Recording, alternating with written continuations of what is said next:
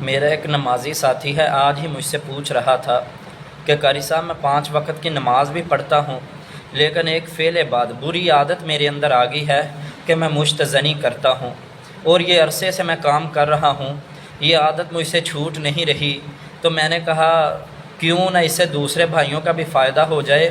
تو جب میں نے اس سے پوچھا کہ کیوں نہیں یہ عادت چھوٹ رہی حالانکہ گناہ کبیرہ ہے، تو وہ کہنے لگا اس لیے قاری صاحب کہ ایک ساتھی سے میں نے بات کی، اس نے کہا بڑے گناہ سے بچنے کے لیے چھوٹا گناہ کر لینا چاہیے، لہٰذا یہ جائز ہے۔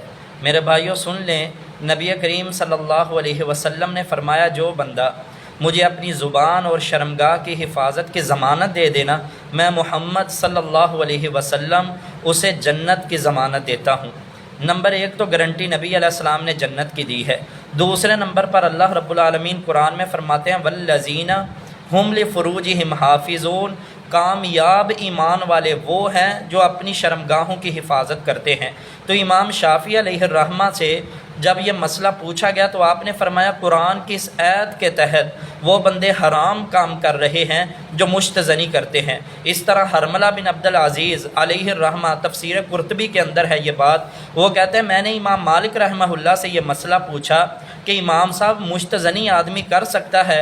تو انہوں نے فرمایا والذین ہم لفروجہم حافظون، اللہ نے فرمایا کہ جو ایمان والے ہیں وہ اپنی شرمگاہوں کی حفاظت کرتے ہیں۔ اس آیت کے آ جانے کے بعد جو بندہ بھی اپنی بیوی اور لونڈی کے علاوہ کہیں بھی اور نجائز طریقے سے اپنی منی کے اخراج کرتا ہے وہ حرام کے اندر واقع ہے، اور مشتزنی بھی حرام میں ہی آتی ہے۔ لہٰذا اس سے طبی طور پر بھی بڑے نقصانات ہوتے ہیں۔ جو بندہ کثرت سے مشتزنی کرتا ہے تو اس کی نظر کمزور ہو جاتی ہے۔ نمبر 2 اس کے اعصاب ڈھیلے پڑ جاتے ہیں۔ نمبر 3 وہ شادی کا قابل نہیں رہتا، اور اگر یہ فعل بعد وہ تسلسل کے ساتھ جاری رکھے نا تو اولاد سے بھی محروم رہ جاتا ہے۔ تو میرے بھائیوں ایک تو نمبر اللہ نے ایمان والوں کی یہ صفت بیان فرمائی ہے شرمگاہوں کی حفاظت کرے۔ نمبر 2 حرام کام ہے اور حرام کے اندر ایمان والوں کے لیے خیر نہیں ہو سکتی۔ نمبر 3 طبی طور پر بڑے نقصانات ہیں جسم کے۔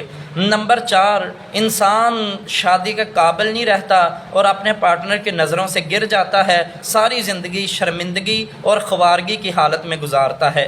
اسی طرح اللہ کے نبی صلی اللہ علیہ وسلم کی گارنٹی بہت بڑی ہے کہ جس نے بھی شرمگاہ کی زبان کی حفاظت کی میں محمد صلی اللہ علیہ وسلم اسے جنت کی ضمانت دیتا ہوں۔ تو لہٰذا جائز طریقے اپنانے چاہیے، جیسا کہ آقا علیہ السلام نے فرمایا جو نوجوانوں کی جماعت ہے یا معاشر الشباب من استطاع منکم فلیتزوج، کہ اے نوجوانوں کی جماعت جو تم میں سے نکاح کی استطاعت رکھے وہ ضرور شادی کرے۔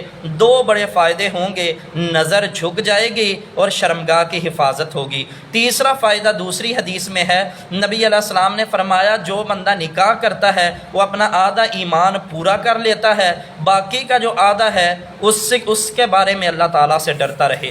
تو جائز طریقے اختیار کریں، یہ حرام اور قبیح عمل ہے مشت زنی کرنا۔